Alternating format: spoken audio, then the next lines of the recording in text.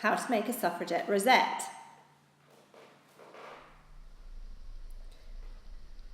We've been making giant Wonder Women rosettes for our Wonder Women Narberth Carnival. Start off with a circle of card and a loop of green paper. Staple it on. I've made 6 of these already. Go round the circle and staple them all on, evenly spread out. You'll end up with a flower shape, which will be the base of your rosette.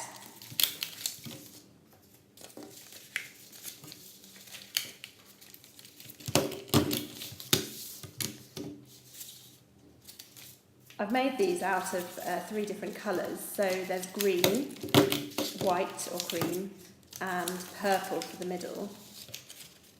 These are actually green, white and purple, green, white and violet, which were the colours of the suffragette movement because they stood for Give Women Votes.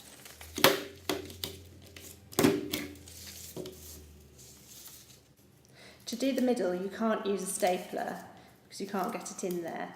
So I have stuck the loops together with sticky back plastic or double-sided tape and stuck them round. There's 12 of these, so there's 6 of green, 6 of the cream and 12 of the purple.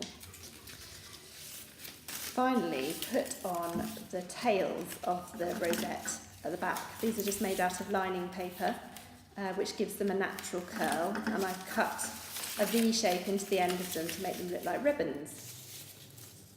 I've stuck on the centre of my rosette with double-sided tape, and the back also is a circle made out of card, stuck on with double-sided tape, with a loop of cardboard for the back to hook it on to whatever I want to hook it on to.